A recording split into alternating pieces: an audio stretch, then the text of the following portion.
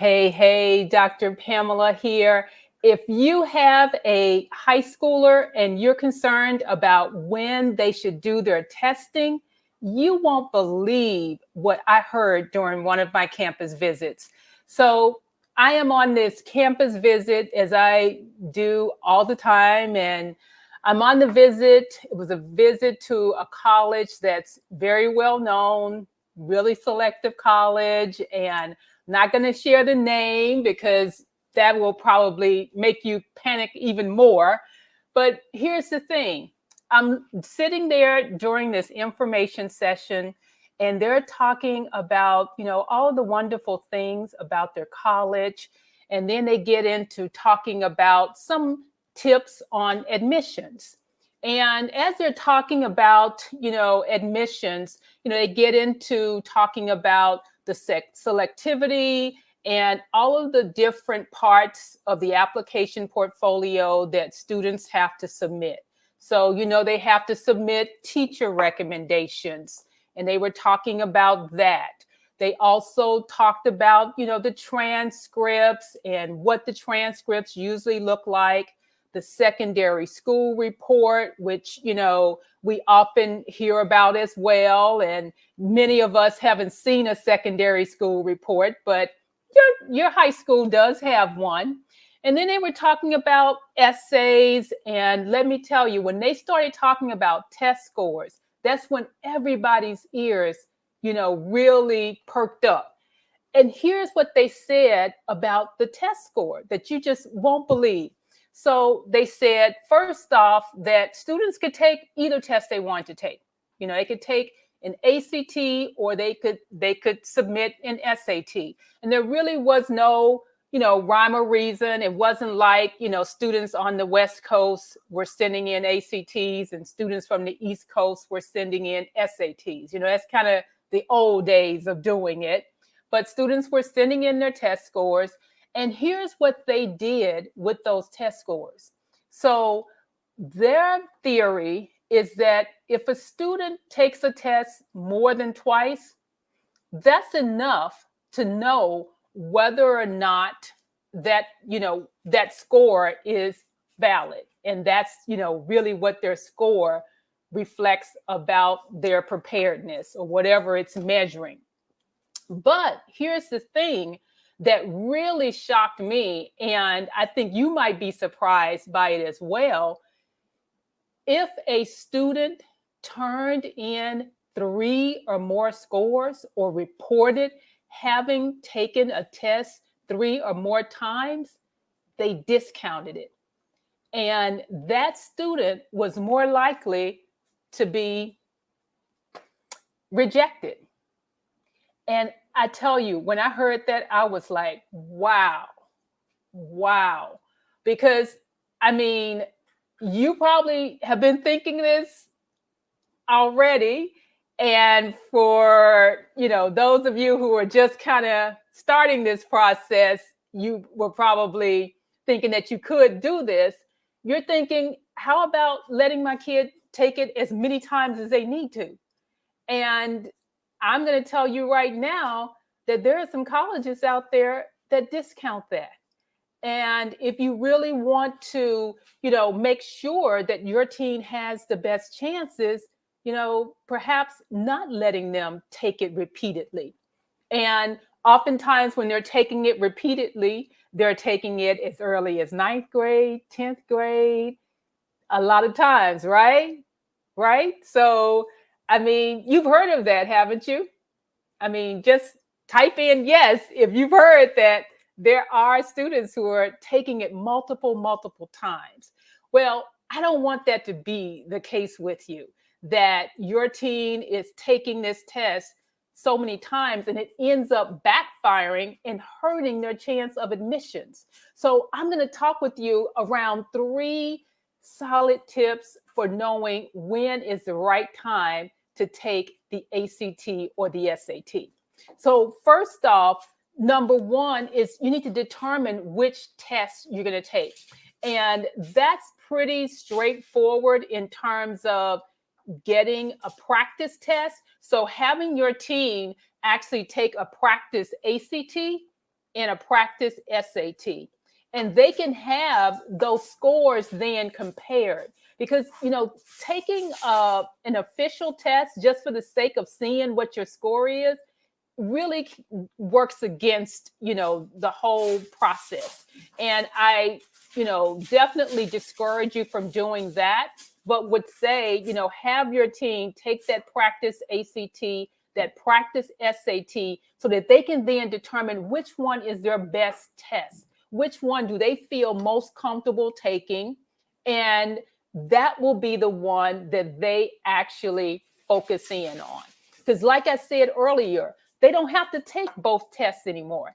And oftentimes, I see a lot of parents, who are doing this themselves. They're the college counselor for their teen, and they're telling them, oh, just keep taking it, or you need to take both of them because that's the way we did it when I was applying to college. And that's all changed now because all of the colleges will take either or. Okay. So is this making sense to you? If it is, type yes in the comments. Just, if that makes sense in terms of why you would want to just focus on the test that's best for you, in this case for your team. The second thing I would say, because sometimes, you may get that score back and the score is similar. And so how do you know then when you should take the test? So what I suggest, and this is going to sound, almost too simple and easy, but looking at the calendar and actually seeing when are those busy times for your team. And so if they have a fall sport, then something probably doesn't make sense to have a test during the fall. And so looking at the calendar to see what are the dates that line up best with your team being able to prepare for the test and then taking it. And so in that case, if the scores are similar, you can choose one based on that.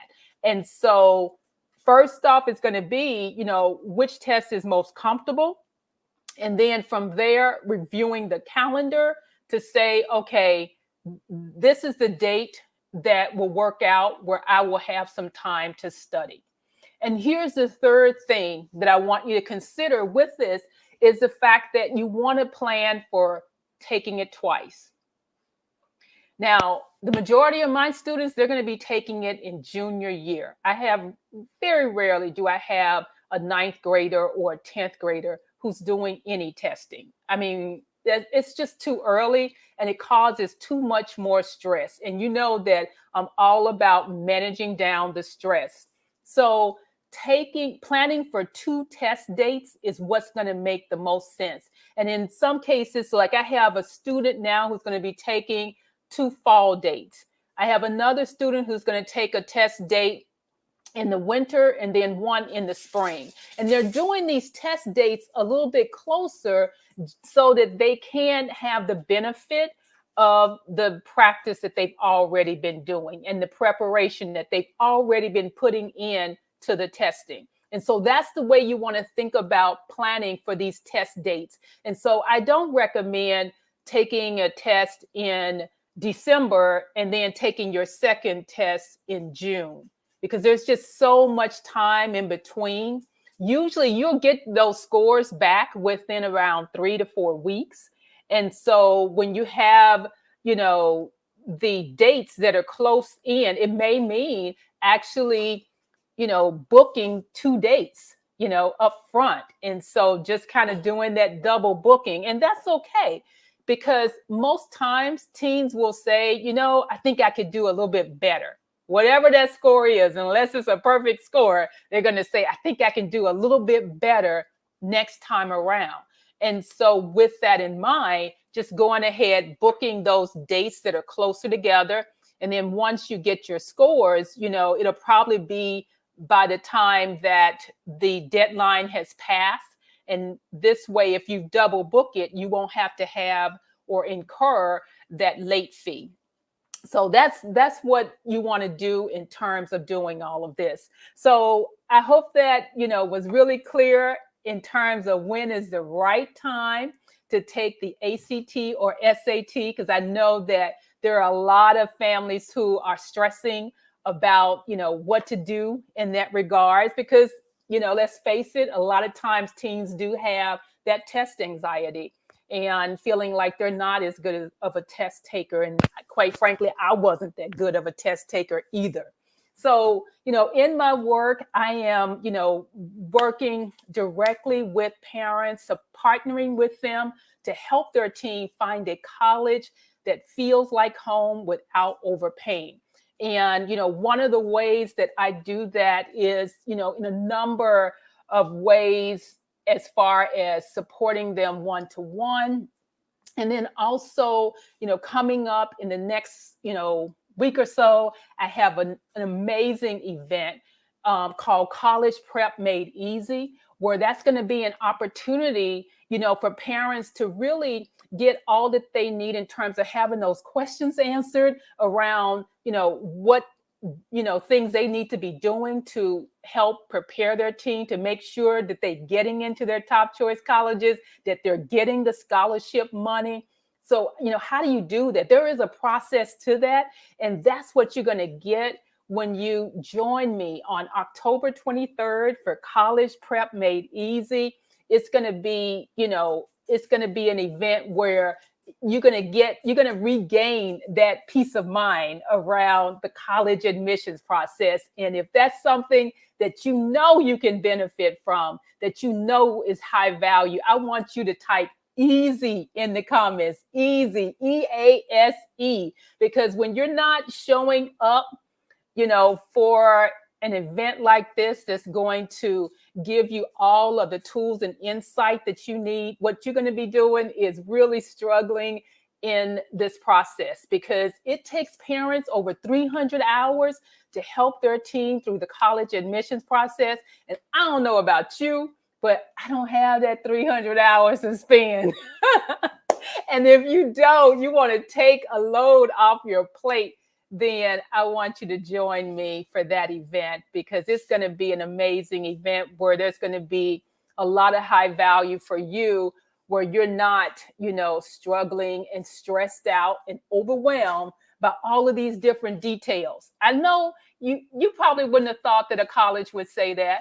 And I hear that all the time, from parents. They got their kids taking these tests in 9th and 10th grade and taking it over and over. And, it's like, it's going to backfire, And so, this is a great opportunity where you can get the answers to all of those questions, get the tools that you need to really, make a difference, and to stop stressing about this process. Stop stressing about it, but to be able to do it with ease. And so that's why we call it College Prep Made Easy.